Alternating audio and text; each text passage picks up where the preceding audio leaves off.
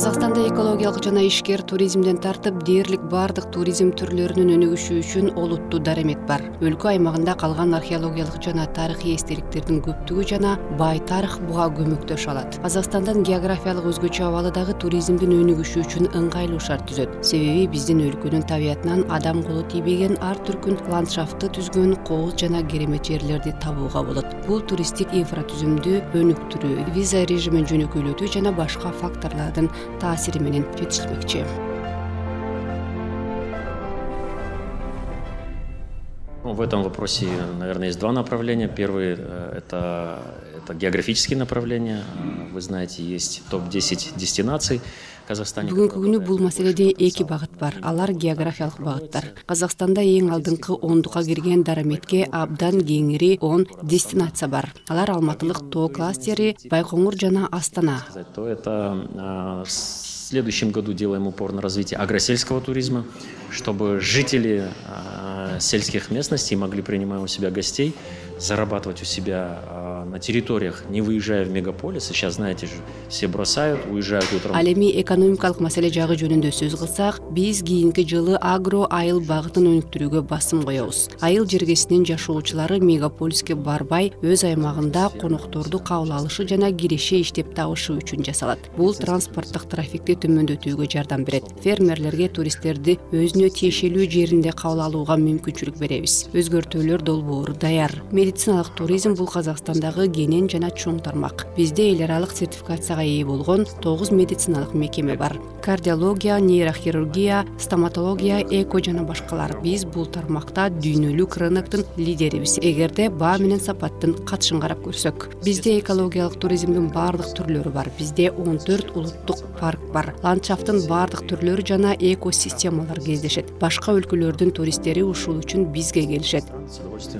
К нам приезжают. Нужно работать над инфраструктурой, а эти необходимые законодательные правки тоже уже сидят, поэтому со следующего года инфратүзүмдүн үстүндө иштеш керек. Ал эми мыйзамдык чаралар кабыл алынып жатат. Кийинки жылдан акиматтар жолдору, калктуу конуштар тармагын курат жана биз ички жана чет элдик туристтерге кызмат кыла турган туристтик инфратүзүмгө ээ болобуз. Казакстанда бүгүнкү күнү туризмдин төмөнкү түрлөрү өнүгүүдө. Маданий таанып билүү туризми, археологиянын, тарыхтын жана архитектуранын эстеликтеринин саны боюнча Казакстан чыныгы ачык асман алдындагы музей болуп саналат. Туристтер Улуу Жибек жолун бойлой жайгашкан байыркы шаарларга барып, коло доорундагы тамгалы петроглифтерин же айтылуу Магустау некрополун көрө алышат. Казакстандын заманбап жашоосу менен Астана, Алматы, Шымкент, Өскемен жана Актау шаарларында таанышуу ыңгайлуураак. Туристтик ички түзүмдөр каалаган табитке жана бюджетке кызматтарды сунуштайт.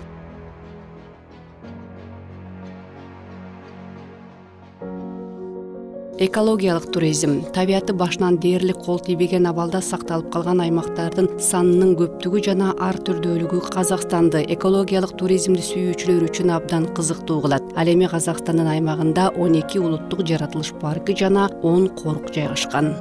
Өзүнүн көлөмүнө жана географиялык абалына байланыштуу Казакстан адатта туристтер бир катар өлкөлөрдөн издеп табууга туура келген керемет жаратылыш зоналарын барып көрүү мүмкүнчүлүгүн тартуулайт.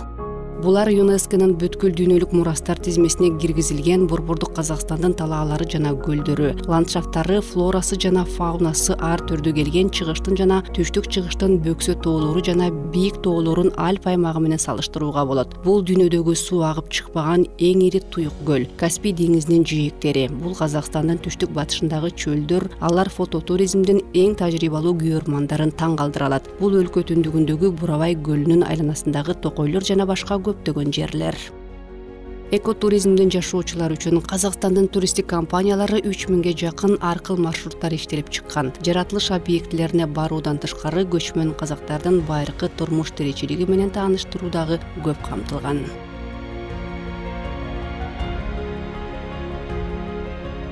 ден соолук туризми. Казакстан бул дарылоо, ден соолукту чыңдоо туризми үчүн эң сонун жер. Мында дарылык касиети бар жаратылыш ресурстарын, ысык булактарды, дары баткактарды, жагымдуу климатты, жигерди пайдалануу өзгөчөлүк болуп саналат. Казакстанда кымыз менен дарылоо, минералдык суулар, пант менен дарылоо колдонулат. Ошону менен бирге заманбап жабдуулар менен жабдылган санаторийлер мындай дарылоонун табигый базасына жанаша жайгашкан.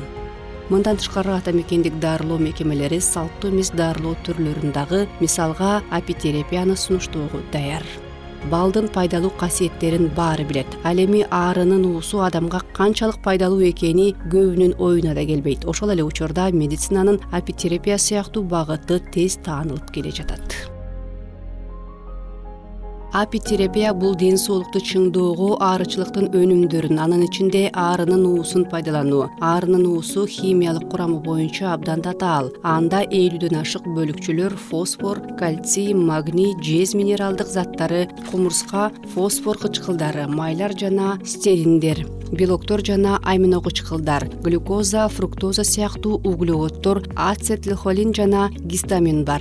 Алардын баары адамдын организмине оң таасирин тийгизет, бирок аарыга чактырып дарылоодо негизги милдет пептидтерге жүктөлөт. Мелитин сезгенүүгө каршы таасир этет жана оору пайда кылуучу бактерияларды өлтүрөт. Адалопин ооруну сездирбейт. Апамин нерв тутумуна жагымдуу таасирин көрсөтөт. Ал эми кардиопептид жүрөк кан тамырды турукташтырат. Тажрыйбалуу апитерапевт ар бир кардар үчүн уунун эң ыңгайлуу чечимин тандайт. Аарыга чактыруу сеансы дененин биоактивдүү чектерине жүргүзүлөт. Ар бир ооруга өзүнүн тиешелүү чактыруу зоналары туура келет. Дарылоо курсу орточо 2-4 жумага созулат.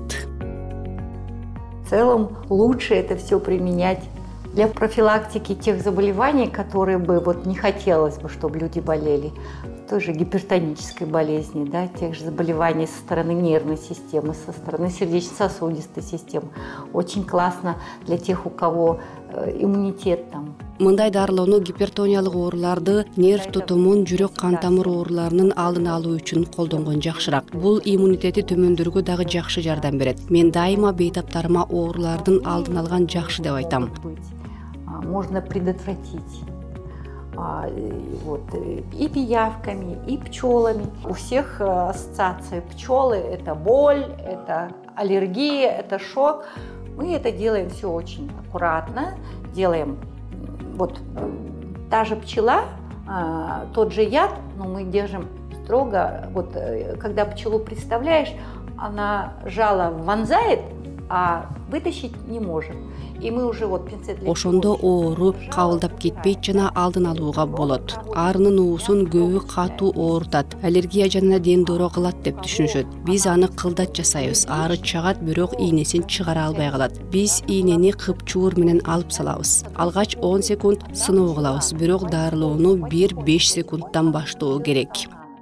Поэтому очень много таких примеров, когда можно рассказать, как человеку это помогло. Когда человек ощущает на себе ту пользу, которая может быть, да, то есть это расслабление, да, это ощущение прилива крови, тепла, это убирается боль, та же головная боль в поясницах, боль в нижних конечностях, то есть такие заболевания, как Бул адамга кантип жардам бергени жөнүндө мисалдар абдан көп. Адам дароо эс ала түшөт, кандын жүрүшүн, жылуулукту сезет, баш оору, бел оору, колу буттун оорусу кетет, геморрой, варикоз, остеохондроз, грыжа жана протрузиялар кетет. Сама себе так взяла и поставила. И видите, жало. Мне больно, да. Я давно не ставила, но терпимо. Жало. Мына бул аарыны өзүмө коюп көрдүм. Ийнесин көрүп турасызбы? Көптөн бери кое элекмин. Бир аз оорудо, бирок чыдаса болот. Бул ийнеси жана баштыкчасы 20 мүнөт ичинде уу абдан таралат. Ден соолугун чыңдоону жана эс алууну, күч кубат топтоону каалагандар үчүн Казакстанда абдан көп эле эс алуу үйлөрү курулган. Алар ушундай кооз жана экологиялык жактан таза Ала көлдүн жээги, Бурабай жана Баянауыл сыяктуу курорттук зоналары, Каспий деңизинин бою, Иле ала тоосу жана Жуңгар ала тоосу сыяктуу жана башка жерлерде жайгашкан. 2022 жылы Казакстанга 8,5 миллион чет өлкөлүк туристтер келген. Бул 2021 жылга салыштырмалуу 10%га көбүрөөк. Казакстанда Алматы, өлкө борбору Астана, ошондой эле Бурабай жана Балхаш негизги туристтик багыттар катары кала берүүдө. Казакстандын өкмөтү 2025 жылга карата чет элдик туристтердин санын 10 миллион адамга чейин жеткирүүнү пландап жатат. Бул үчүн туристтик ички түзүмдү өнүктүрүү, жаңы туристтик продуктыларды түзүү жана чет өлкөлүк инвесторлорду тартуу пландалууда. У нас на сегодняшний день уже действуют определенные меры, к примеру, для того, чтобы признать инвестора, так скажем, важным для страны, приоритетным, есть инвестиционный режим освобождения от налогов. Вот если раньше ты должен был инвестировать 2 миллиона, Бүгүнкү күнгө карата мисалы инвесторлорду өлкө үчүн маанилүү деп тааныш үчүн бизде айрым чаралар иштей баштады. Айтсак, салыктардан бошотуу боюнча артыкчылык режими бар. Эгерде мурда сени инвестор деп эсептеш үчүн 2 миллион эң төмөнкү эсептешүү көрсөткүчүн инвестиция кылууга тийиш болсоң, азыр ал босоого чеги 200 миңге төмөндөтүлдү. Ошондо сен узак мөөнөткө салыктардан бошотуласың жана жер дагы алсаң болот. У нас сокращается, вернее... Эгерде бизде бардык долбоорлорго каражат салууга мүмкүн болгон атамекендик фонд бар болсо, чет элдик инвесторлор дагы ошончо акчаны сала алат. Бизде туризм жаатында жеңилдетилген насыялоонун мөөнөтү көбөйтүлүүдө. Бул азыр 7 жылдан 9 жылга чейинки мезгилди түзөт. Бул өкмөт колдоого алган чара. Кийинки жылы биз чет өлкөлүк инвестицияларды тартуу боюнча олуттуу импульс алууга үмүт кылып жатабыз. Казакстанда туризмди өнүктүрүү программасынын алкагында жаңы аэропортторду, мейманканаларды, туристтик объектилерди жана активдүү эс алуунун ички түзүмүн куруу пландалууда. Ошондой эле экотуризмди, дин туризмди жана башка туризм түрлөрүн өнүктүрүү пландалып жатат. Анын ичинде жакынкы 2-3 жылда Балхаш менен Урджардагы аэропортторду жаңылоо пландалууда. Биринчи аба майданга 8 миллиарддан ашык теңге, экинчисине 3,5 миллиард теңге талап кылынат. Ошондой эле Каркаралы, Улуу Тау, Зайсан жана Катон Карагай аэропортторун куруу маселеси каралып жатат. Транспорт министрлигинин басма сөз кызматы Каркаралы жана Улуу Тау аэропортторун курууга 10 миллиард теңге, Зайсан аба майданына 16 миллиард, ал эми Катон Карагай аэропортуна 23 миллиарддан ашык теңге бөлүү пландалып жатканын билдирди. До 2027 года у нас на 500 с лишним миллиардов тенге, 125 проектов. Но из наиболее крупных это туристский центр в городе Астана. Это очень большой, серьезный проект, частный инвестор. 2027 жылга чейин бизде 500 миллиарддан ашык теңгеден турган 125 долбоор бар. Андан эң ириси Астана шаарындагы туристтик борбор. Бул жеке инвестордун абдан чоң жана олуттуу долбоору. Для которых нет конкуренции. Конечно, там цены будут дорогие, и они всегда будут забиты, поэтому рядом с такими должны появляться обычные, простенькие отели, доступные для обычных людей. И вот этот теплый пляж надо закончить. Это второй проект, который мы планируем. Бизге жылуу жээктин аймагын толук куруп бүтүү керек. Бул аймактын бүткүл 115 гектары курулуп бүтүү зарыл. Бизде бир гана Шымбулакка азырынча атаандаш жок жана ал жакта баалар дайыма жогору. Мындай объектилерде туристтер көп болот. Андыктан мындай жайларга жанаша жалпы элге жеткиликтүү кадыресен мейманканалар болушу шарт. Жылуу жээкти биз 2024 жылы бүтүрүүнү пландап турабыз. Тилекке каршы тарыхый Медео отели жеке инвестор тарабынан бузулган. Бүгүнкү күнү башка жеке инвестор аны болжолдуу мурунку көрүнүшүндө жана авторлукта калыбына келтирип жатат. Азыр анда курулуш жигердүү жүрүп жатат. Бардык аймактарда мындай долбоорлор көп. Доступны для обычных людей, таких вот только глэмпингов 38. Быйыл Казакстанда 38 глэмпинг ишке киргизилди. Качан ушунун бардыгы карапайым адамдар үчүн жеткиликтүү болгон кезде биз Казакстанда туризм өнүгүп жатат деп айта алабыз.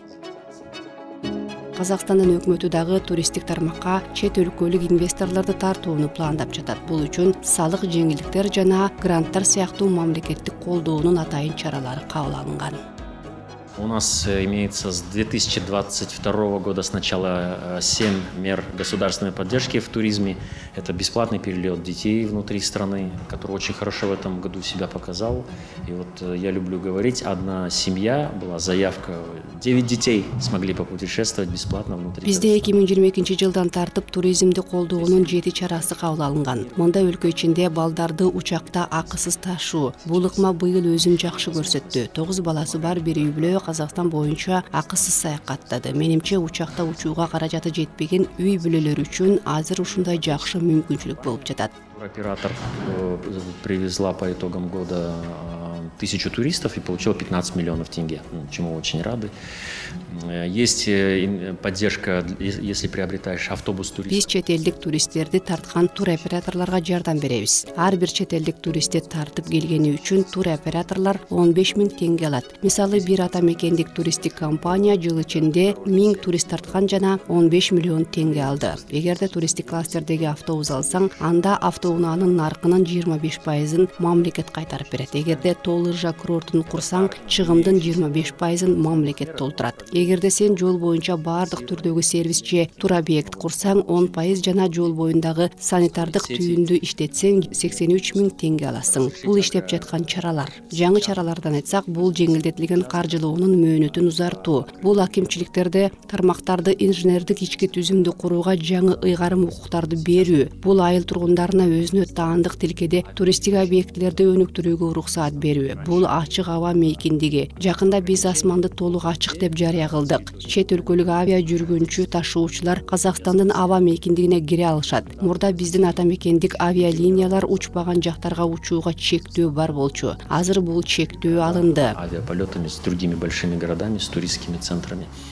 Обеспечить интернетом и безопасностью туристов и ряд других есть мер для развития туризма, который мы запланировали на будущий 2024 год к реализации.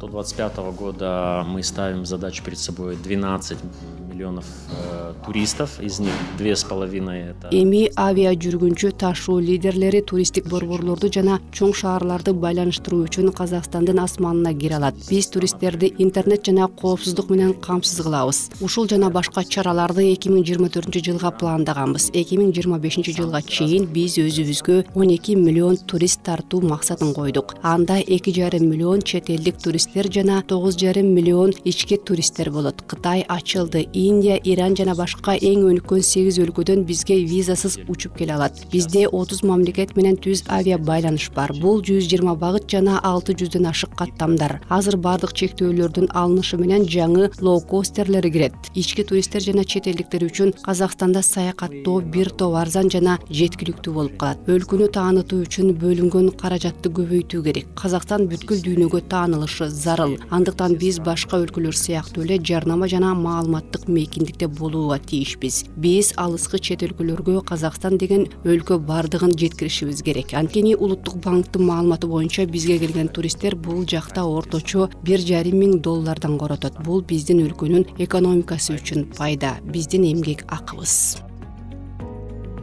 Эксперттер туризмди өнүктүрүү үчүн Казакстандын чоң даремети бар деп эсептешет. Мы не то государство, которое вторгается в бизнес, поэтому сказать отелям, вы не можете ставить цены на номера не больше 25 тысяч тенге, или мы вас закроем. Мы так это не наш путь, мы наоборот создаем условия для бизнеса. Биз бизнеске кийлигишкен мамлекет эмеспиз. Биз отелдерге бааны 25 000 тенгеден ашырба же биз силерди жебабыз деп айта албайбыз. Бул биздин жол эмес. Биз бизнести өнүктүрүү үчүн шарттарды түзүп жатабыз. Биз Kids Go Free программасы сыяктуу ички туризмге түрткү берген башка чараларды да табабыз. Страны есть систему кэшбэк. Это если казахстанец попутешествовал внутри страны, то от его расходов 20 до 20% государство будет восстанавливать. Ал эми 2024 жылы биз хэшбэк тутумун киргизүүнү ойлоп жатабыз. Эгерде казакстандык өлкө ичинде саякаттаса, анда чыгымдын 20% кайтарылат. Казакстандыктар Египетке же Түркияга эс алууга чыккандан көрө өз өлкөсүнүн ичинде көбүрөөк саякаттоого тийиш. Биз колдонуудагы мамлекеттик колдоо чараларын жөнөкөйөткүбүз келет. Эгерде мурда бала ата-энесинин же чоң ата чоң энесинин коштоосунда акысыз учса, биз балдар тобу менен учууда дагы Kids Go Free ыкмасын колдонууну каалайбыз. При путешествии группы детей в сопровождении, например, учителя, школьного преподавателя, тоже применить Kids Go Free. Экономить на детях, я думаю, не нужно, а дети должны узнавать просторы и прелести нашей страны, историю и культуру. В альпийских странах я увидел, как там каникулы и отпуска, все это настолько синхронизировано, чтобы дети имели именно балдардан үнөмдөп кереги жок. Анткени балдар биздин өлкөнүн мейкиндигин жана керемет жерлерин, тарыхын жана маданиятын таанып билүүгө тийиш. Алп өлкөлөрүндө каникул жана эмгек өргүлөр бир убакытка белгиленген. Балдар жылына 12 күндөн кем эмес лыжа тебе алышат. Ошол мезгилде ата-энелерге дагы эмгек өргүүдө болгудай мүмкүнчүлүк берилген. Алар буга ушундай так системаны иштеп чыгуу менен келишкен. Бизге дагы ушундай мамилени иштеп чыгуу керек. Өлкө дүйнөнүн ар түрдүү өлкөлөрүнүн туристтерин кызыктыра турган ушундай сейрек табигый жана тарыхый объектилерге ээ.